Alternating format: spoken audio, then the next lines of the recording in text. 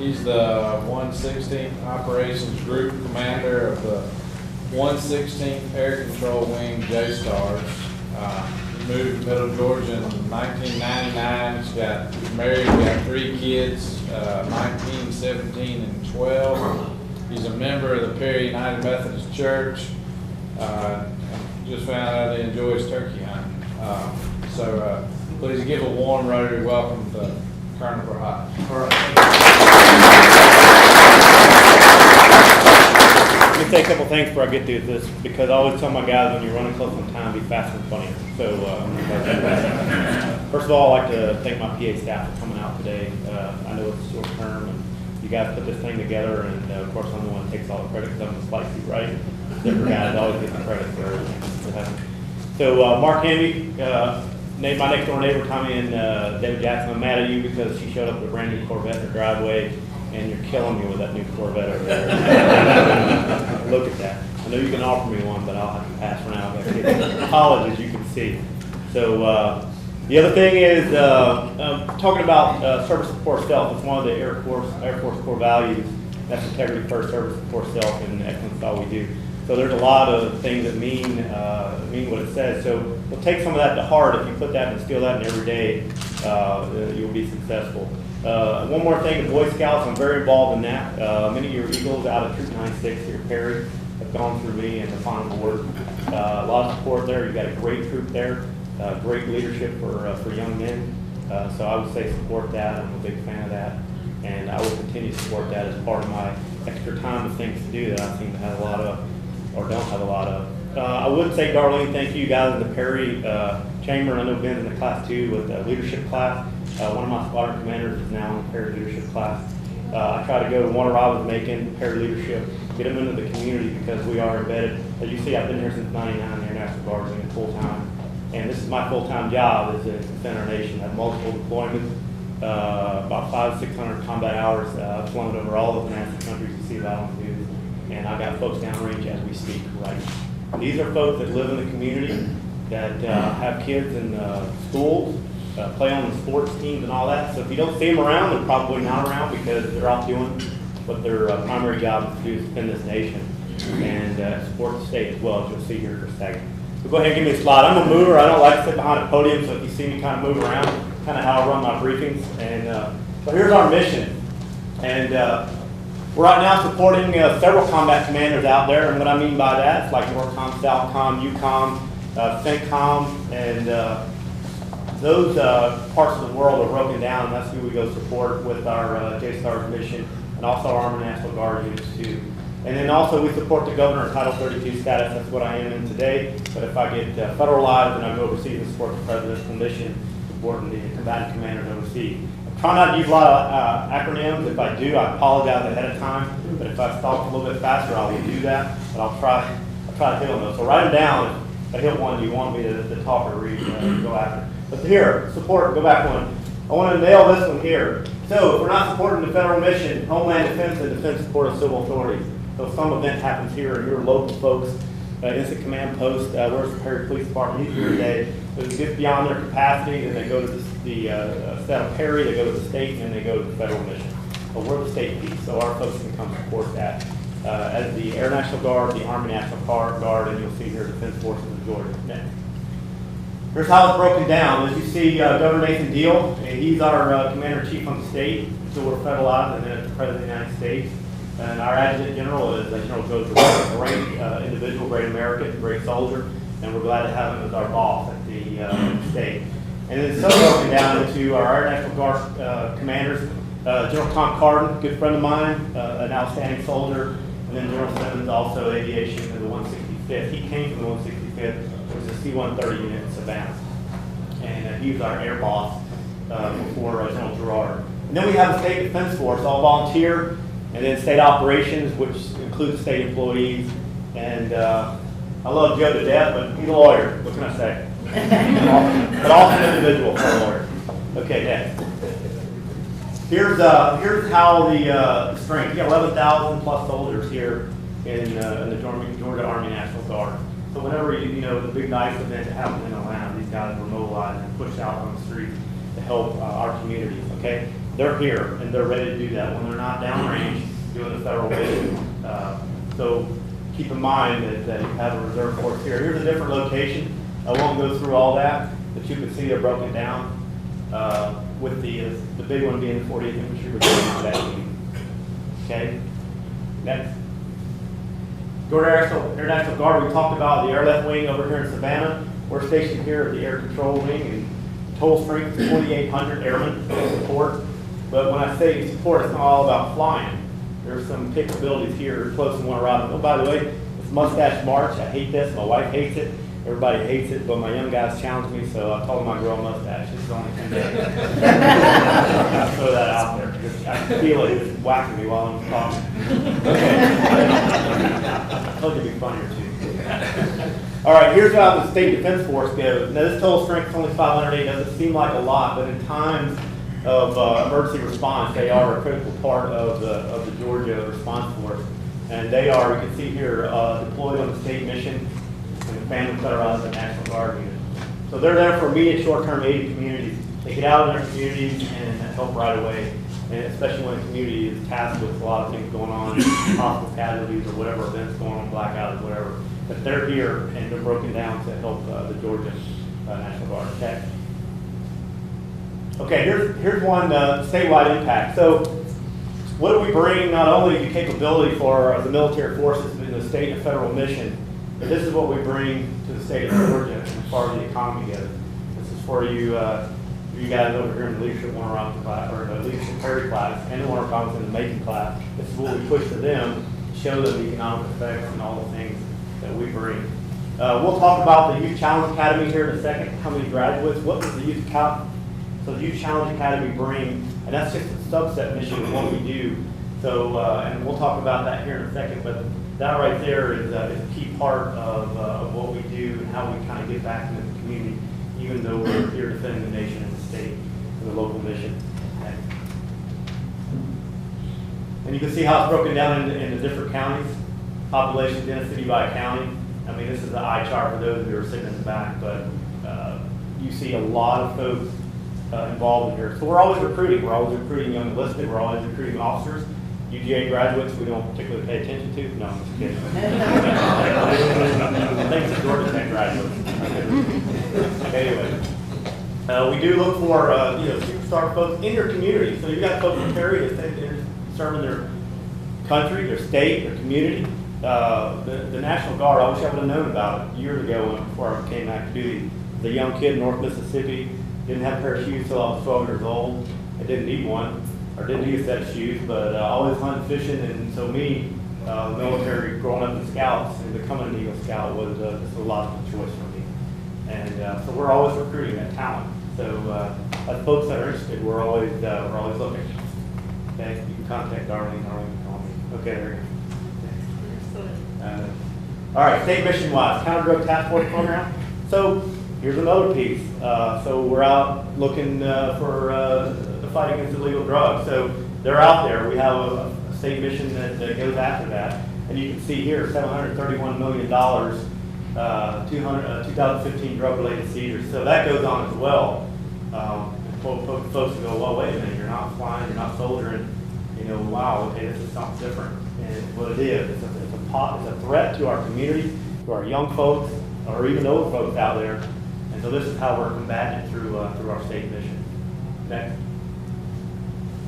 So also, I will plug in there, let your state legislative body know, and your federal legislative body know, your congressmen, representatives, let them know that these things need to be supported and continue to be in the budget for us to do this. Okay.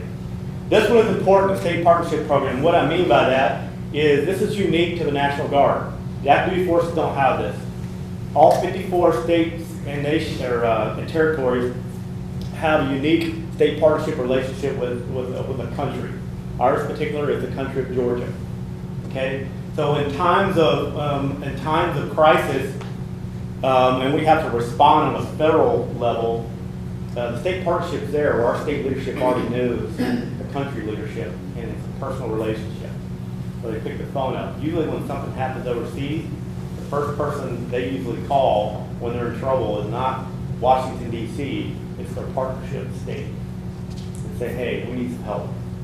Okay? That's a unique relationship, and the one that most of your federal leadership recognizes and they foster it. Okay? They want that relationship to be there because this is part of the State Department mission of having good relations with other countries. It's what makes our nation strong. So that partnership capability is extremely, extremely important. And for us, for the state of the country of Georgia, it's extremely important.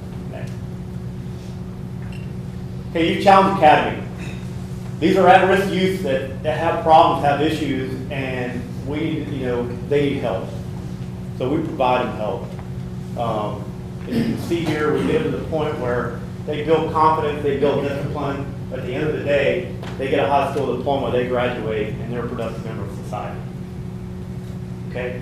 13,000 plus graduates of this program. That if this program wasn't here today, would be zero, and where would they be? This is the reason why I believe so much in this program, and it has to be funded. So we have right now Fort Gordon and Fort Stewart are the two areas that we have it. We're looking, I think, to expand the third one, but don't quote me on that back there on TV. And then, so this is what we do. This is what we spend on. And yes, there it is. There's Millersville, so you can film that. So there's support. Folks will tell you they come and they help out, they do things, but they're kids that need help and they want it. They want the discipline, they need the academics, they need the structure.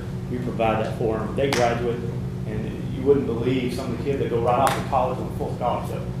But that's what they want, and that's what they need. And they come back to Georgia in our communities and become productive members. Okay, we're going to show a little video. Obviously, I'm not in the video for two reasons. One, because of my horrible mustache, and two is they don't need old guys like me in the videos. Probably about 20 years ago, I probably could have qualified for that. Back here when the B1s came, this is the unit I came with.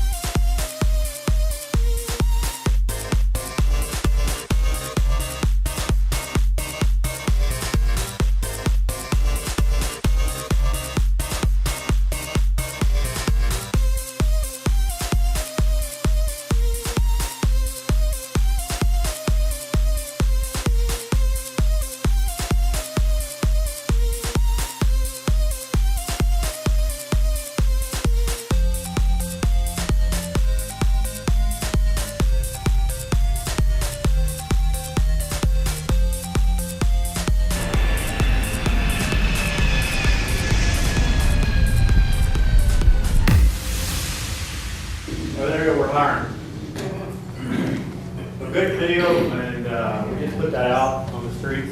You can see there, I can cover all these different organizations and what they do. I'm sure they're all recruiting, but combat trained. 139th Infantry Squadron is up in Augusta, Georgia, Fort NSA, Georgia. I was up there last week. That's when the squadron fell under my group command. You can see there's a ton of missions that go along with supporting the overall Georgia Air National Guard effort. I don't have time here today to go through all of them, but a lot of effort, a lot of people, a lot of sacrifice, a lot of time to go do the great missions that they do. Okay. Okay, a little bit about the airplane. You saw it take off. This is what we do. The battle management scheme, low intensity conflict. So we're out there surveilling, reconnaissance, doing, looking over the area, a large area, and I can't go into specific because it's classified, all the way up to the point where we have high intensity conflict where the fight goes kinetic, and then bombs are being dropped and a full up war shootout here. The battle management piece with 21 individuals on board to include a joint mission with the Army. Army flies on the airplane with us, active duty Army piece. It's a TFI, Total Force Integrated Unit, means active duty, Air National Guard, and as I said, active duty Army are all fly together, deploy together, train together. I know it's a little bit of a novel concept. You're like, well, Air National Guard, 1 week in a month. The promise of our folks are full time to train for this mission, because we do spend a lot of time supporting combatant commanders overseas in different AORs, area of operations. Okay. Here's a couple of examples of the long radar that looks like a canoe underneath the airplane, and the area that it can look and see what it does. This is just a photo, still photo. This is actually Cape, this is the Space Shuttle launch pad right here. This is off the coast. So this is like an inverse picture, black and white photo of area. This is MTI, moving target indicator, which is anything that moves on the ground, we see it. I can tell you can see it from the low extreme movement to the high extreme movement. And we put this picture over this. We can tell you either a reconnaissance side of kind of a 2 or 3 week long look. This is also helpful for the special forces that are setting up missions. And then for the maritime mission of who's coming in and out of the harbor, what's coming in and out of the harbor. And then to also a shooting war where we can do that information for targeting, near real-time targeting for whatever's out there. Okay, next. Okay, we'll go into DOMOPS operations, domestic operations, real quick, and I'm trying to give you guys a good, thorough understanding of this without taking up too much of your time. So we all know an event happens. This looks like a hurricane off the coast of Georgia. Very realistic possibility that can happen. And you get a Katrina event on here in the Georgia area. And then it's going to get really nasty, really quick, and you're going to have responders responding immediately to include local, state, and federal if it's needed. Okay, there's kind of a range. EMAC is if we get challenged here with, let's say, medical support and we need help, we can call different states. They would bring forces over and support us just like we did during Katrina. We had medical folks go down and support in this area in Mississippi, Alabama, or Louisiana during after a post-Katrina event. So that happens. We share it among states. It's called an EMAC. Okay. Now, Homeland Response, far as the FEMA Region 4 lead, we got doctors, surgeons, physician assistants, and what I mean when I say I got to go out the door, support a combatant commander, let's say a 72-hour response, these folks are on a 4-hour response call time. And these are full-time doctors, these physicians, these are folks that dedicate a lot of their time and effort, but they're a part of this 47-member team. When you know what hits the fan, they're out the door to take care of business, and they're on a 4-hour call to do it. Okay, to me, that's a dedication. That is service before self. Because not many folks will say, raise their hand and be willing to do that. That I'm aware of. Okay? Okay. Hazmat teams, if we had to respond to any kind of biological or radiological event, you have a team that's there available, 6-member hazmat team. I wouldn't want to wear that suit in August in Georgia, but let's have some ventilation. Okay? EOD team, who I had a chance to be a part of during a short period of time when I was doing an officer exchange over a support group. These are dedicated individuals that respond. You can see up here. They'll work any kind of POTUS event, which is President of the United States event, Vice President. Any of these respond where, hey, I found an old exploded ordnance behind my house and I don't know what it is. Well, they have to respond to that. And it's right here in Warner Raleigh. So you guys are out on the golf course, which is probably one of my worst games ever. And this course right here, that's why I was not really adamant about coming out here. But if you see something out there, these are the guys that'll get the call, and they'll come and respond and take care of it. Okay. Okay. Mobile kitchen, we can stand that up immediately. Support an incident command. They have to put something up, and of course, you know when you got to respond to things are going on. You got to feed people. You got to have logistics behind it. You got to have water. You got to have all the things to support an operation. And this is an important one because, you know, if we don't eat, it's kind of hard to get things done. Okay. And we have a civil engineering squad, route clearing, ice storm, things fall in the roadway, transportation, we gotta get emergency response vehicles, folks to where they need to be. This route clearing team, a heavy and a light route clearing team would call out immediately and they're to clear roads. And they're always available. You can see that they were very popular during the Atlanta event. They have trailers ready to go out the door if they need to. Next. Our security forces, 64-member team. Some are deployed right now in augmentation of the active forces downrange, but they are here at Warner Robins. Some of them are part-time, some of them are federal marshals, FBI. I mean, their full-time jobs are elsewhere, but they fall back in here and support the security forces team. Next. Okay, logistics, LGR, all our cargo stuff has to move. Fuels have to be on the airplane. Troop movement, you name it. What? Fuel, beams, building, everything these guys take care of. They're kind of logistics. Without that, everything kind of just falls apart. But they are a central point of what we do and integrated in what we do. Next. Okay. This is a big thing for you guys. How can you support? I got a team downrange, a large number of my folks downrange now, that'll come back sometime in the summertime. So when you say support your guardsmen, well, you know, our old guard, one weekend, these are folks that dedicate and have been here over a decade, including myself, that we've been continuously deploying since September 11th. And we're constantly gone. And that's had a toll on the community, meaning their families, what they do in their jobs, and even if they're full-time employees somewhere else and they're supporting the war effort. So if you employ a guardsman, or you want to employ a guardsman, remember all the great things they do. They're dedicated to mission, and they're putting their service before self. And that's the dedication you would want as an employer as well, and you get that. And we have a good relationship. A lot of our pilots fly for Delta. We have different folks that work for different big businesses in Georgia. We want to keep that relationship good, and we do work with them. So Hire for Heroes, you see that up here too, employee assistance team, and hiring guardsmen, hiring veterans, that's another one. And then the last one, I think the most important of all, and I would want, if I'm gone, look, you know, my family. Because you know, when we leave, what happens? Refrigerator breaks, car breaks, you know, something goes through the house, the window, the kids get sick. I mean, it's just a whole bunch of things that happen, and not on purpose, it just happens that way. But the local community is strong, ensuring that that our military members are taken care of while their spouses are downrange. Because I don't think it's going to end anytime soon, and we continue to support that. And we support the community, and we always stand ready. We do exercises. We do training events. I think the local training area here in Perry, we do some things down here. So continue to support us.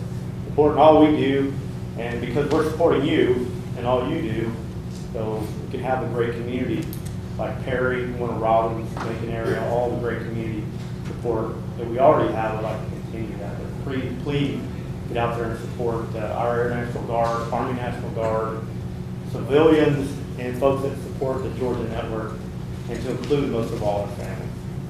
Okay. That's a wrap, sir. Okay. Quick question. I went over 2 minutes. Anything really quick, and then I'll let you guys. I'm trying to get back to work. You guys are going to get some new airplanes. Okay.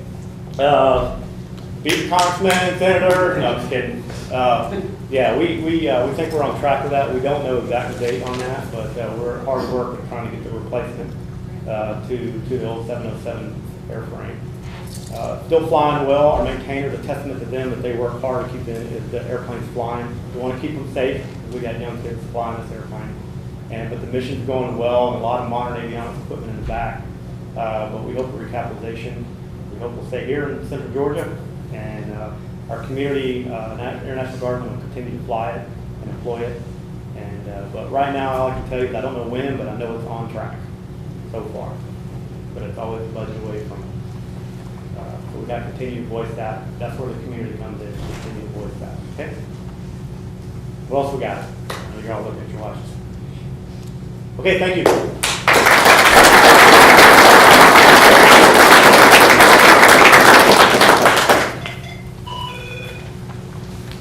I'd like to present you with something. This is not a challenge one like I know you Oh, have. no. It's a Rotary one that has the Rotary four-way test on it, and we like to do that for people who come to speak and share something with us. So thank you for that. Appreciate it. Thank you for what you do. I'm glad you mentioned the Challenge Academy. It's kind of a lesser-known thing that the Guard does, but it really is important. I had the good fortune to mentor a kid about 10 years ago with the swimming program, and it turned his life around. He went from couldn't go to school, couldn't obey the rules, to that academy over at Fort Stewart, straightened him out. He did go, after he graduated, he went into the Army, regular Army, became a staff sergeant last time I heard. And that's a good program. It keeps them from going to jail, which I'm happy, personally. And enough members of your city. So, thank you very